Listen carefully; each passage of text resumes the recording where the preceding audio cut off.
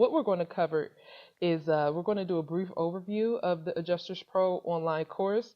I'll give you an insider's look so you'll actually see the module and how the system is set up and how the course runs. We'll take a look at what I thought was good and what wasn't. After that, I'll show you some of the errors that made the experience less valuable than I thought. These are just my thoughts and opinions. If you're watching this and you're concerned about passing the test and making sure you get the best course, I'll give you some good information at the end, so stay tuned for that on how you can pass the course. All right, first up, let's take a look at the actual Adjusters Pro course. This is actually the home screen. You'll see here that once you log in, you can see my name there. You see it says all, in progress, overdue, not started, completed. It's kind of interesting because it says all, but there's nothing here. I mean, it's completely blank. I did already complete the exam, so now it's under the completed, but you would think it being under all, it would be right there, but it's not, but not a big deal. So inside the course that I did do I do live in Georgia, so this is for the Georgia Adjusters Pre-Licensing course. One thing that I did have trouble with as I was completing the course, it got to a point where instead of 100, right here, this was saying 97 or 98%, and it just, even though I completed the complete course, it was just stuck on like 97 or 98. So I had to email them to let me in, and their response was that for some reason it was stuck. And I mean, it didn't give, that's all the information that they gave. I mean, it's kind of like, they didn't say it was like a technical glitch. They just said, for some reason, like, I don't know. I just thought that wasn't the best response. But one thing I do like is that their customer service response was really, really fast. So if you do have questions that you need to send over or ask, they are pretty good at responding. I only sent 2 emails, but they responded within 24 hours. So that part is great. Let's take a look inside some of the course like material. And this is something else that I thought was good in the beginning. Let's go to what is insurance. They have a lot of like mini quizzes along the way, which I thought was pretty nice for you to kind of test yourself as you go through each lesson and get to learn, so that you're not trying to consume all this information and at the end now you're being tested. So that was a value to me. Sometimes it does take a little longer to load. I mean, that could be my internet. It may not necessarily be their course. I thought in the beginning it was Before we pretty can master cool the art of because insurance they adjusting, had like these visuals. So it helps. I'm a visual audio learner, so seeing this did help and help connect with some of the information that they were given. There is a voice that does play, so that's what this play button is for.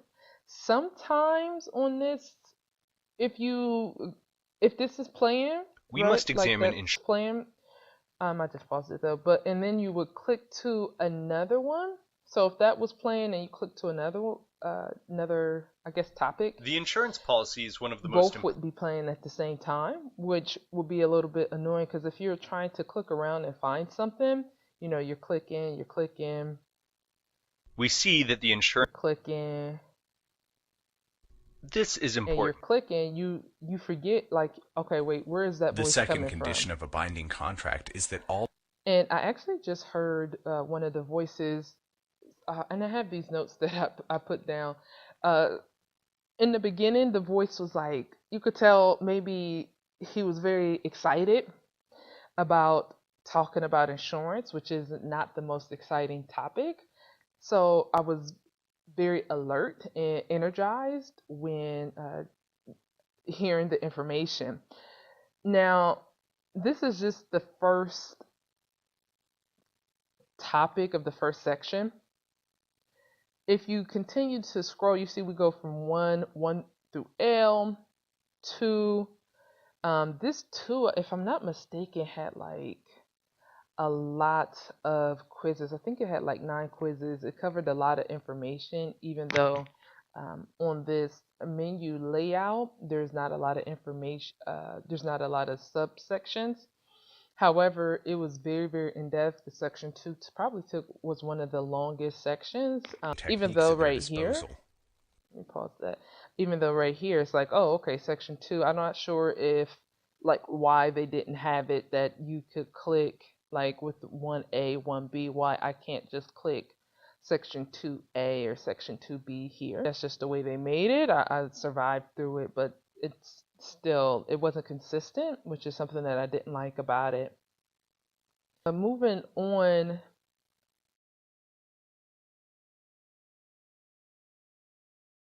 I'm trying to think what else you guys may probably want to see, like some of the quizzes. You could see some of the question. You could read the question. I'm not, actually, I didn't read this question, so I don't know if this is right or wrong.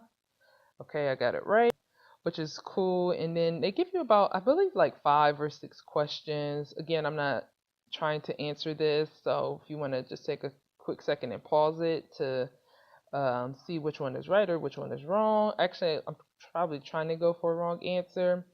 So you can see, okay, that was wrong. Barbara has just used the diversion to allow both parties to cool off and rethink their bargaining position.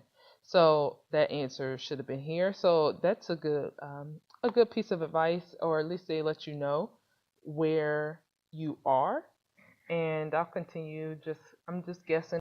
If you feel like, you want to actually take your time to answer these questions, just go ahead and pause the video. I'm just trying to show you the end of the questions.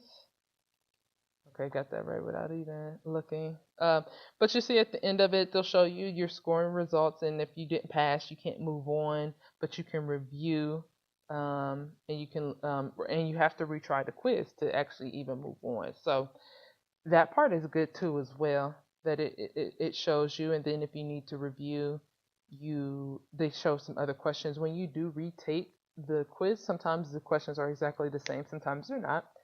And so I do recommend that you try multiple times to at least take each one. I took each of these about once or twice, but then I failed the exam the first time. After I retook these questions, I made sure I did them like 4 to 5 times because some of the questions are different. So I wanted to make sure that I at least got to see the questions 2 or 3 times. And by doing them each 5 times, I was able to see multiple questions under that subject. If you notice, like if I wanted to try to, like if I didn't know where this liability claims versus property claims was, because, I mean, look at the title. It says adjusting practices and common policy provisions. I may not necessarily think the litigation bases are under there. It could be, maybe I would think that it's under like types of insurance or what is insurance.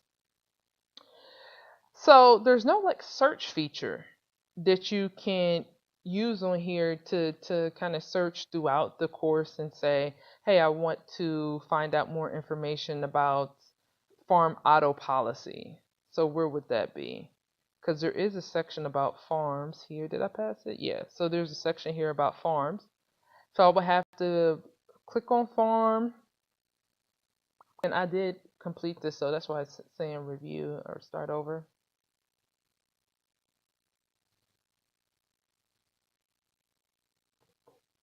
And this is about the average load speed. I mean, I've used this course at home. I've went to the library, went to Starbucks. It's not a quick program. I'm gonna check yes this time. So you'll see farm. Let's see if farm auto, if you can find it before I see it. Liability coverages. There's the inland, private. So that talks about the dwelling. Then you have commercial. We have noted already that farm insurance combines.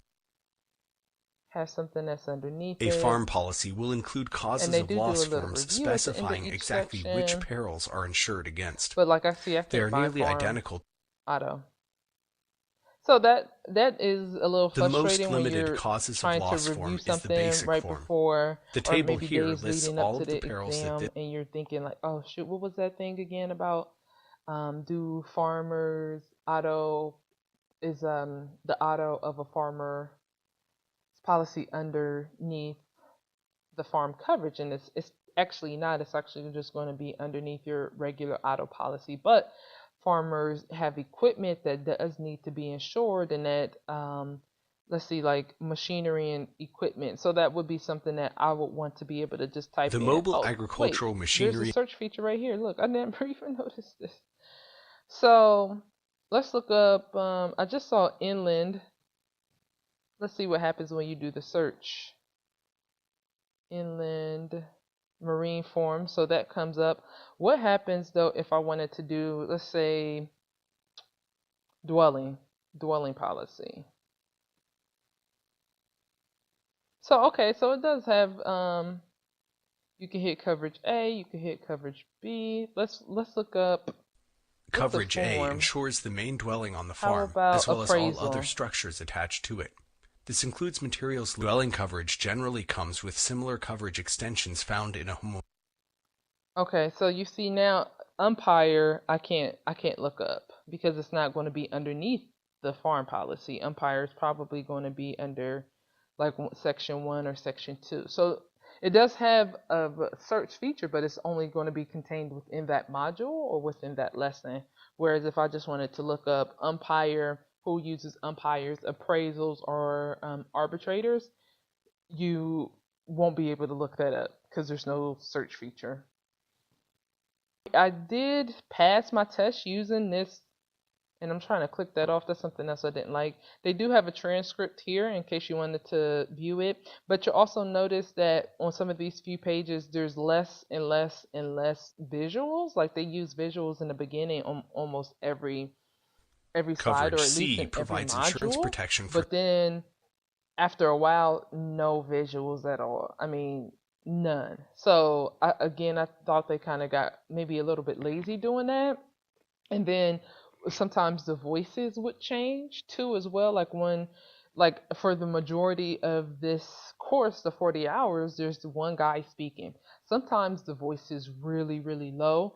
Actually, let's go to 1H because I wrote down one that was specifically ridiculous, and there was like a car noise in the background that you could hear. So that isn't conducive to somebody who's trying to learn and trying to concentrate when you just hear these car noises going on in the background. And every once in a while, a female voice would pop up. It wasn't consistent. It was just random. Then there would be some other guy's voice that would just pop up. No rhyme or reason to why this voice is there. It would be different if it was like every other or every couple where the voices change, but just out of nowhere, you just hear, after hearing the same voice, a module after module after module after module after module, all of a sudden, like a cuckoo bird, comes out like it's a Jack in the Box, like, oh yeah, hey, yeah, I'm here trying to deliver some information to you. It wasn't. Losses are rarely self-contained. It wasn't great, and then with the sometimes I would have to raise up the volume is a reduction in value of high, property, and you still could barely hear. And this was one of them. Direct loss was. Oh, look, there's a visual. A loss is a reduction in value of property. Let's say a fire burns down a garage. And right now I'm listening to it. There's two voices going on in the background. A loss is a reduction in value of property and indirect. In insurance, so I pushed pause right here, but there's still in my earphones. I could still hear another voice going on. So that wasn't that. So again, it's just it wasn't that wasn't cool. Physical harm to tangible or if I wanted to look up moral hazard, let's see, like a morale earlier example of a car versus moral hazard. Direct loss it's not going to be in here, and it's like, well, where do I? Where can I look? I can't look anywhere. The smoke damage throughout the house. That's something else I didn't like.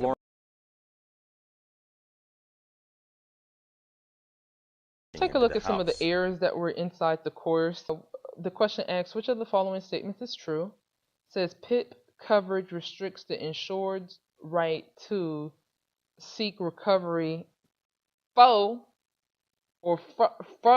they want to say like fro, losses in the civil court system.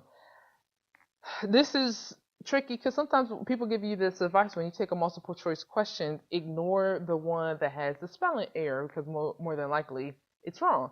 But no, here, this one is right. So it really does throw you off a little bit. I mean, I guess if you just ignore it, I just don't think that's professional and you're charging people $200 for this course. Go through, make sure these things are correct. I mean, WordPress would have caught that. There's Grammarly now. Like, they definitely need to go through and make sure that these things are right. So that's something that ignored me. Let's take a look at this one. I'll give you a second to read it yourself, and you can tell me, or just take a look at it yourself. This is not a spelling error. This is actually an answers error. So it's asking for the number of days. Well, I picked 10 because that's the answer, and but however this says I'm incorrect. Now read the answer though. Answer says 10. So I mean they're trying to tell me like no, this is what the answer is, and they're saying it's incorrect. That's going to be very frustrating if you are taking this and you keep failing and you're like, why am I failing? And I'm pretty sure these answers are right, but it's counting you as wrong. So for this 6E, you can't even get 100%. You're always going to end up getting that one wrong because the system doesn't know that it has that wrong answer there. And I'm taking this, maybe by the time you watch this, maybe they corrected it, but this is Memorial Day weekend of 2018. So let's see. Here's a grammatical error. Go ahead, take some time, read this question. If a person whose insurance lapsed the day before drives, the penalty could include all of the following except. So you can see that's where before drives. Before he drives or before they drive, before a drive. I don't know what they're trying to say there, but there's a word missing there. And that's something that shouldn't be done either. Again, people are paying and they're trying to make sure that they have the best information. And again, I failed this the first time, so I actually probably wouldn't have made this if I hadn't failed the first time. But yeah, I'm going to place some of the blame on this insurance course because the frustrations. And these are just a few of the errors that I saw, just a few. There's even more out there, but I just couldn't grab them all. So here's another spelling error. They have 2 final practice exams. Here's another one, and this is the final practice exam. And I would want this to be right. If nothing else is right, have this be right because I'm taking this very seriously like I was in that testing room. But then I'm hit with errors like this. Here's another spelling error. What document do insurance companies give to claimants when they think something in the claim is not covered? And you see this is on the final practice exam. You see that my time left here, and then you can see this is the final exam. So it's just annoying. Again, you don't want that. Here's a really silly error. Like, take a look at this. This is one of the quiz questions from 3C Personal Auto. It says, which of the following would not be covered by comprehensive coverage? And then it has this question mark, and it says Sharon's new Lamborghini is ruined in the flood during her vacation in Louisiana. Well, that's one of the, you see right here, that's one of the answers. But guess what? It's not the right answer. So I mean, I picked that just to kind of see what would happen, and I'm not sure if they've ever even looked at this course because even with those small grammatical errors that I've been discussing, this is something that you would notice if they're taking it and looking at it. It's not good. This is another one that's not good. So this is from the worker compensation section. The book says states that allow private insurers to offer workers comp coverage as an alternative to the state's workers comp fund are called. They're not called either. They're actually competitive. And those answers aren't there. How do you answer this question? This question more refers to how many employees somebody needs for them to make it mandatory for them to be required to have the worker compensation insurance. But this is AdjusterPro. I don't recommend it though. I have been letting people know I use this. Look, US, our offices, I mean, they're just not Memorial Day Weekend.us. I mean, I'm not sure who's running this company, but they are not, and I repeat, are not caring. They're just low priced, and they know people are going to choose them. I get that. For me, it just wasn't the bee's knees. I hope this was helpful for you. If you have any questions, just let me know. Best of luck to you.